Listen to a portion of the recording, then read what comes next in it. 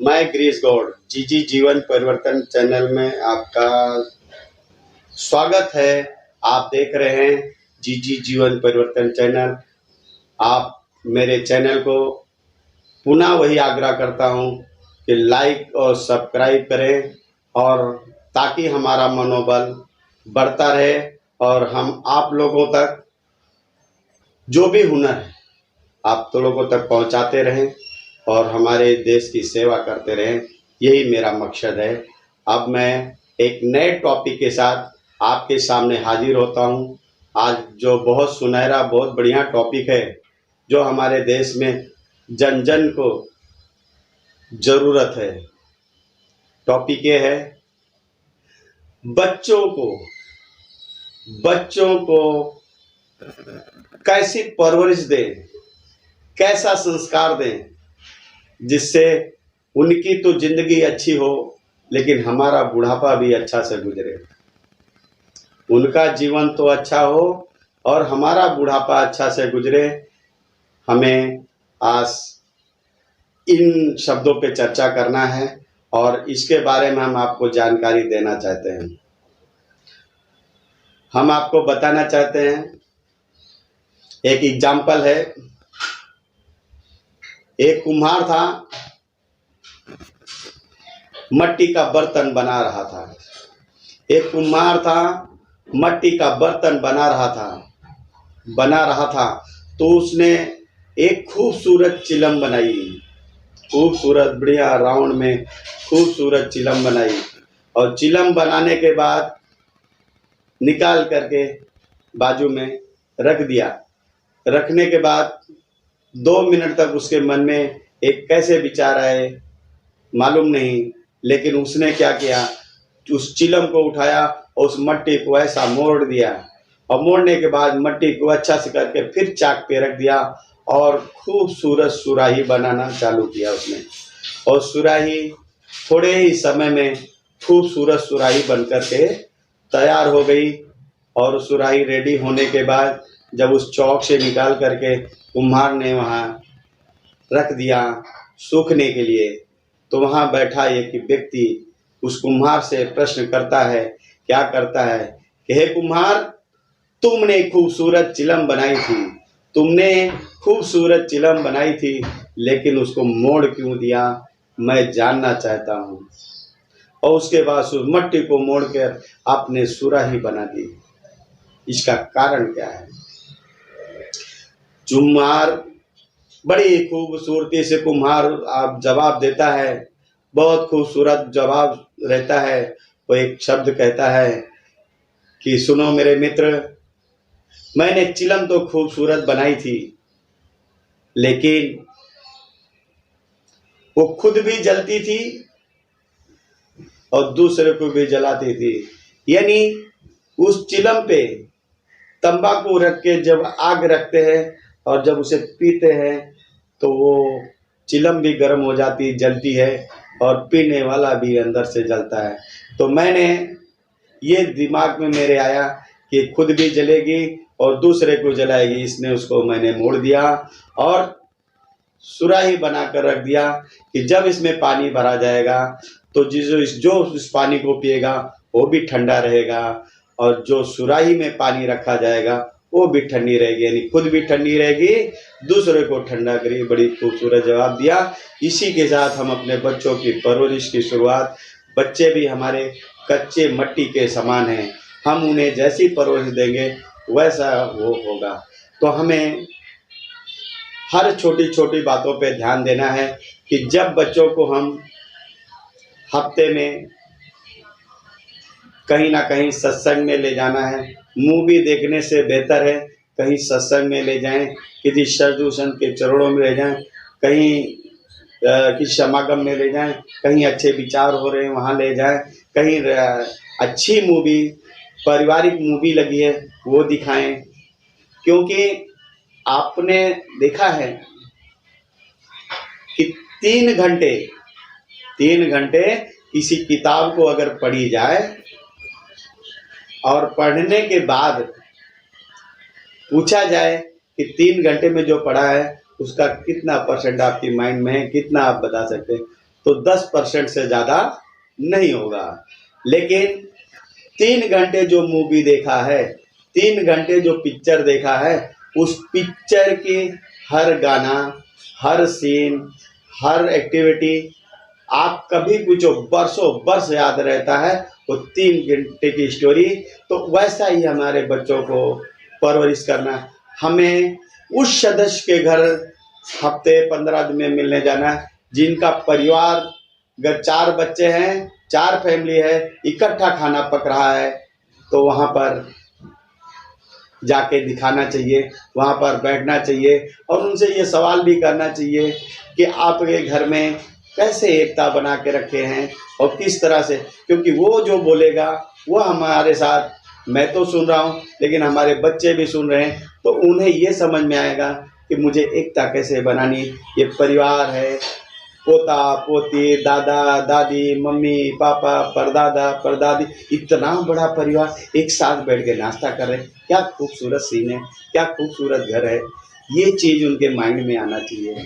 तो ये दूसरों से किया जाता है। आपने देखा होगा जो खुद टीचर हैं, जो खुद टीचर हैं, वो अपने बच्चों को ट्यूशन नहीं पढ़ाते, ट्यूशन के लिए कहीं ट्यूशन लगा देते हैं, क्योंकि खुद से जो की जाती है वो शायद बच्चों को लगता है कि मेरा मम्मी पापा ये अपने स्वार्थ के लिए बोलते हैं, लेकिन जो दूसरों से सीखते हैं उसमें मम्मी पापा का अच्छी भलाई होती है।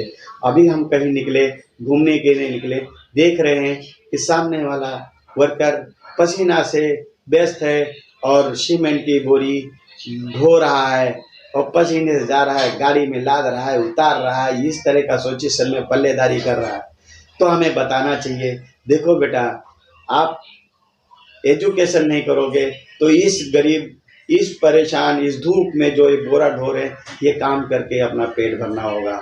अगर आप इससे थोड़ा बेटर करोगे तो देखो वो छाँव में खड़ा रह के कुर्सी पे बैठ के बोल रहा है चलो फटाफट जाओ काम करो रे, वो बोलेगा।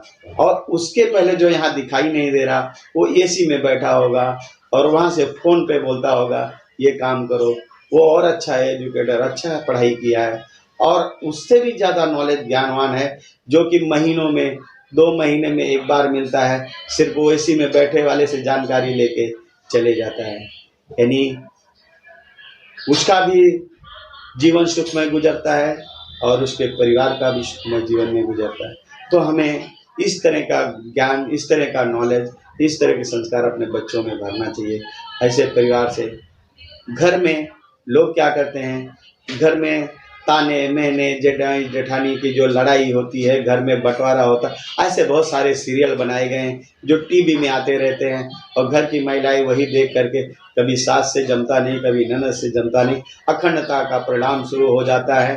घरों में देखो, जहाँ एक गैस से 10 परिवार खाना खाता था, वहीं 4 गैस लगने लगी, हर परिवार 2-2, 3-3 करके बढ़ गए।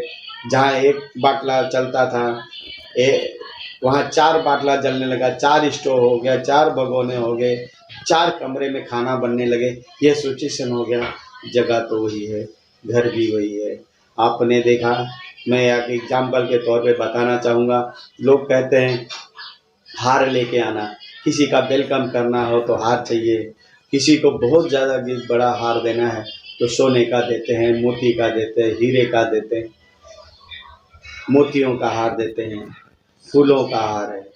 लेकिन मैं कहना चाहूँगा, इन सारे हार के अंदर एक जो धागा होता है, धागा जो सारे फूलों को, सारी मोतियों को जोड़ के रखता है, उसका तो कहीं नाम ही नहीं रहता। धागे का हार ले आओ, ऐसा कोई भूलता ही नहीं है, क्योंकि लेकिन सारा जोड़ने का, तो आपने मन में ये निकाल दो कि मैं सबको जोड़ रहा हूँ तो मैं महान हूँ। नहीं, ये महानता आपको बाद में दिखेगी, लेकिन आप खुद ग्रेट हो। जो झुकना सीखा है वही आगे बढ़ता है, क्योंकि जंगल में वही पेड़ बसते हैं जो तूफान में झुक जाते हैं, तूफान जाने के बाद खड़े हो जाते हैं, और जो पेड़ एकदम कड़क होते हैं उनकी शाखाएं टूट जाती हैं और वो बिखर जाते हैं। तो हमें अपने को, बच्चों को संस्कार वही देना चाहिए, ऐसे परिवार से ही मिलना चाहिए, ऐसी संस्कृति देनी चाहिए कि ताकि उनका भी जीवन धन्य हो और उनके साथ साथ हमारा भी जीवन धन्य हो। और ये संस्कार ही सबसे बड़ी पूंजी है जो हमारे बुढ़ापे को अच्छे से लाएगी। मैं एक थोड़ा सा और एक एग्जांपल देना चाहूँगा। एक छोटी सी फैमिली थी, बेटा बहू, पोता पोती और दादा दादी। एक दिन ऐसा प्रोग्राम हुआ, बहू ने हस्बैंड को कहा कि अगले संडे हम लोग घूमने को जाएंगे, तो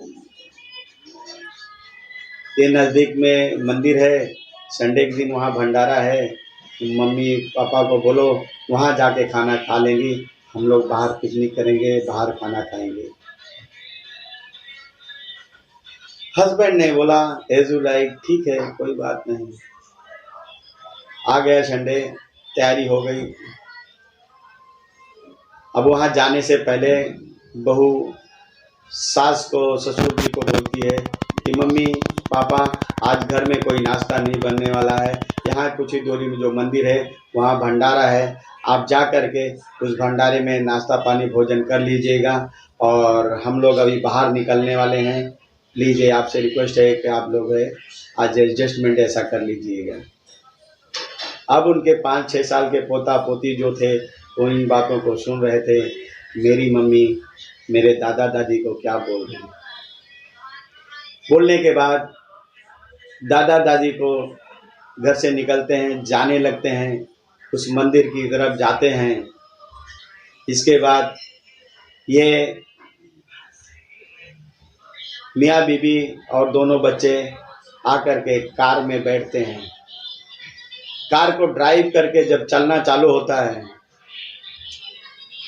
तो लड़का जो है, छोटा बच्चा, वो पापा के पास, लड़की है वो मम्मी के पास, दोनों के गोद में बैठे हैं। कार ड्राइव होता है तो पोता क्या बोलता है, मम्मी मम्मी, पापा पापा। बोले हाँ बेटा। बोला मैं एक बात बोलूं? बोला बोलो बेटा।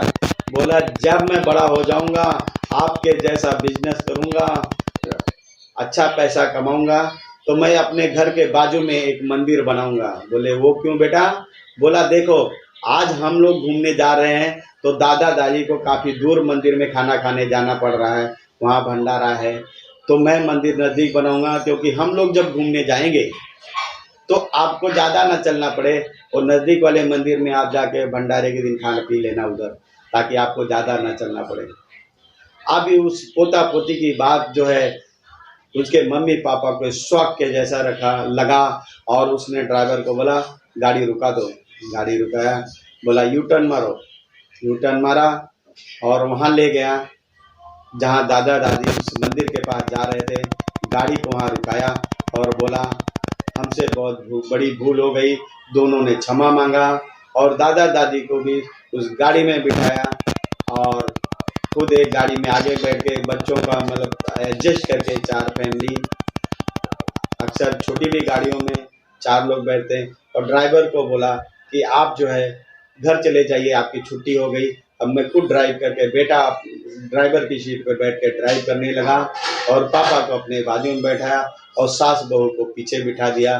गाड़ी में ड्राइव करके चले गए, पिकनिक करके आए, और पिकनिक करके जब वहाँ से लौटने के बाद घर पे आए, अच्छे से खाना पीना खा के आराम करे, तो दूसरे दिन बच्चा बोलता है अब मुझे तो मंदिर बनाने का ज़रूरत नहीं है, क्योंकि पापा ने कुछ तो अच्छा काम किया है, मैंने इनसे बहुत अच्छा सीखा है और यही काम हम भी करेंगे। अब मंदिर की कोई ज़रूरत नहीं है, मंदिर सिर्फ पूजा के लिए होगा, ना कि हमारे मम्मी पापा का पेट भरने के लिए होगा, इनको अब भंडारे में जाने की ज़रूरत नहीं है। तो ये परवरिश, ये सीख हमें अपने बच्चों को देना है, ताकि इस सीख से उनका भी जीवन धन्य हो जाए, उनकी भी जीवन अच्छे से गुजर जाए और हमारा भी जीवन जो है बहुत अच्छे से गुजर ही जाएगा, क्योंकि ये परवरिश ही अच्छी है। तो मेरे प्यारे मित्रों, और शब्दों का सहारा न लेते हैं, मेरे प्यारे मित्रों, जय हिंद, जय भारत।